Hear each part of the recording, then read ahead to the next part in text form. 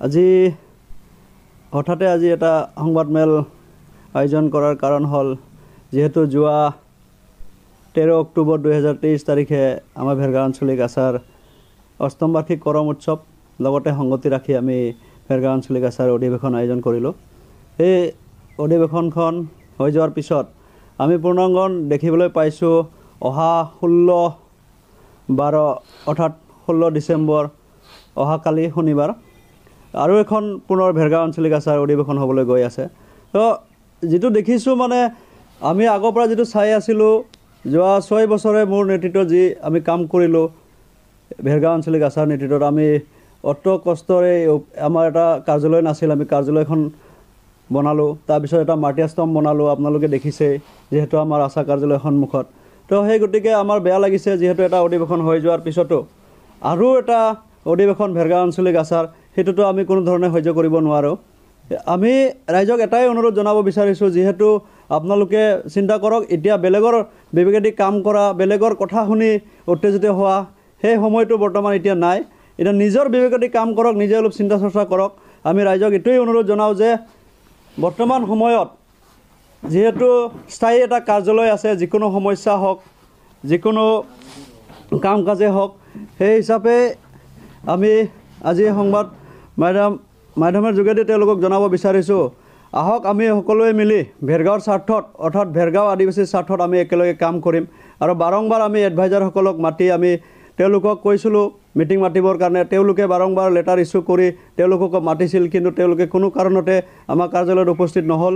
আৰু এতিয়া তেওঁলোকে অধিৱেশন পাতাৰ একমাত্ৰ উদ্দেশ্য বুলি ভাবোঁ কাৰণ আগন্তুক MP ইলেকশ্যন আহি আছে, বিধানসভা ইলেকশ্যন আহি আছে, সেই উদ্দেশ্যৰে তেওঁলোকে অধিৱেশনখন পাতা বুলি আমি অনুভৱ কৰিছোঁ। কাৰণ অত দিন ধৰি তেওঁলোকে ক'ত আছিলে, ইমান দিন ধৰি ক'ত আছিলে তেওঁলোকে, আমাৰ প্ৰশ্ন মানে সেইটোৱে তেওঁলোকক হ'লেও নহ'ব, অপ্ৰিয় হ'লেও সত্য কথা। যিহেতু আমাৰ সদৌ অসম আদিবাসী ছাত্ৰ সন্থা 2016 চনৰ পৰা ডিভাইড হৈ আছে, এটা ষ্টিফান গোট এটা প্ৰদীপ গোটৰ মাজত, আৰু 2016 চনৰ পৰা যি বিভক্ত হৈ আছে। মই 2019 চনত মই কাৰ্যভাৰ লৈছিলোঁ, ভেৰগাঁও আঞ্চলিক আচাৰ সভাপতি হিচাপে মই দায়িত্ব গ্ৰহণ লৈছিলোঁ। সেই মৰ্মে আমি স্থায়ী কাৰ্যালয় চুইট বিধি বনালোঁ। অৰ্থাৎ এতিয়া ক'ব গ'লে তেওঁ বুলি যিহেতু আপোনালোকে প্ৰশ্ন কৰিছে আমি নামটো ক'ব লাগে বাধ্য। এতিয়া ইমান দিন ধৰি আমি তেওঁলোকৰ যি প্ৰদীপ নাগ গ্ৰুপৰ ইয়াতে কোনো ধৰণৰ কমিটি নাছিলে আমি জানাত, আৰু হয়তো আপোনালোকেও জ্ঞাত, ৰাইজেও জ্ঞাত, আমি জানাত তেওঁলোকৰ কোনো ধৰণৰ কমিটি নাছিলে। এতিয়া আমি অহাকালি যিখন কাৰ্যসূচী ওলাইছে অধিৱেশনত তাতে পাইছোঁ প্ৰান্ত গোৱালা ভেৰগাঁও আঞ্চলিক আচাৰ সভাপতি আৰু সম্পাদক বিজয় মুৰাৰী, এনেকৈ ধৰণৰ আমি কাৰ্যসূচীখন পাইছোঁ। কাৰ্যসূচীখন আমি অবাক হৈছোঁ দেখি হেনে মানে। তো তেনেকৈ হ'লে আমাৰ ভাল নালাগে, ইমান ধৰি নিস্বাৰ্থমূৰে আমি কাম কৰিছোঁ। যদি কাম কৰিবই আছে আহক এই কাৰ্যালয়ত মিলি হেনে কাম কৰিম, লাগে তেওঁলোকে প্ৰেচিডেণ্ট ছেক্ৰেটাৰী হওক, আমাৰ ক'ব লগা নাই, কিন্তু ভেৰগাঁৱৰ স্বাৰ্থত কাম হ'ব লাগিব, সেইটোৱে আমাৰ বিপুল দাবী মানে। তেখেতে বহুত ছিনিয়ৰ, 2006 চনত মই প্ৰাইমাৰী প্ৰেচিডেণ্ট আছিলোঁ, সেই সময়ত তেখেতে ভাইচ প্ৰেচিডেণ্ট আছিলে আঞ্চলিকৰ। 2005 চনত আমাৰ ভেৰগাঁও আঞ্চলিক হিচাপে আছিলে, তাৰ আগতে চিকাৰী বাংলা আঞ্চলিক হিচাপে আছিলে। তেখেতে ছেক্ৰেটাৰী কৰিলে 3টা টাৰ্মছ।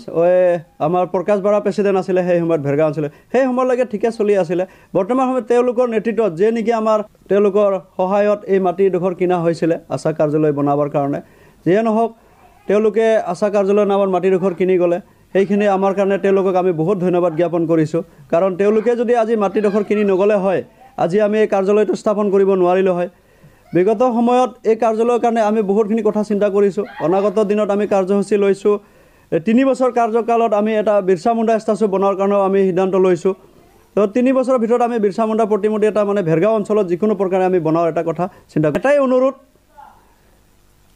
এটাই অনুৰোধ জনাওঁ যে তেওঁলোকৰ পৰা আমি একো নিবিচাৰোঁ, কিন্তু আমাৰ এটাই অনুৰোধ যে ৰাইজৰ স্বাৰ্থত কাম কৰিব লাগে। কিন্তু ভেৰগাঁও অঞ্চলটো ভেৰগাঁও আঞ্চলিক হিচাপে কোনো ধৰণে ডিভাইড হৈ কাম কৰাটো আমি নিবিচাৰোঁ মানে। ৰাজনৈতিক চক্ৰছায়াত হয়তো খুলিবও পাৰে বা তেওঁলোকৰ উদ্দেশ্য কি, কিন্তু চাব গ'লে আমি এইটোৱে গম পাওঁ যে আগন্তুক যি নেকি আমাৰ MP ইলেকশ্যন আহি আছে তাৰ পূৰ্বে যিহেতু অধিৱেশনখন হৈ আছে, তো আমাৰ নিশ্চয় ধাৰণা সেইটোৱে ক'ব লাগিব ইলেকশ্যনৰ কাৰণেই।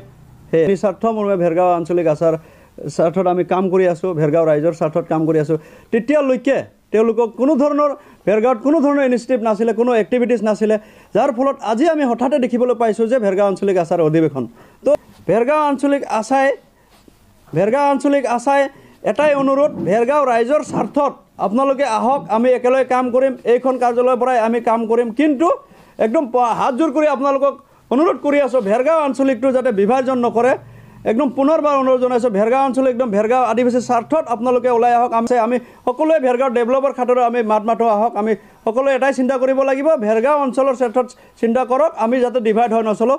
সদয় শেষত আমি বিনম্ৰ অনুৰোধ জনাব বিচাৰিছোঁ, আমাৰ যি প্ৰান্ত গোৱালা তথা বিজয় মুৰাৰী, আপোনালোকে আহক, ৰাইজক বিভ্ৰান্তিৰ চেষ্টা কৰিব নালাগে। আপোনালোকে আহক, আমি ৰাইজৰ স্বাৰ্থত একগোট হৈ এটা মঞ্চৰ পৰা আমি কাম কৰোঁ, ভেৰগাঁও আঞ্চলিকৰ স্বাৰ্থত। সেইখিনিকে আমি আহ্বান জনাইছোঁ।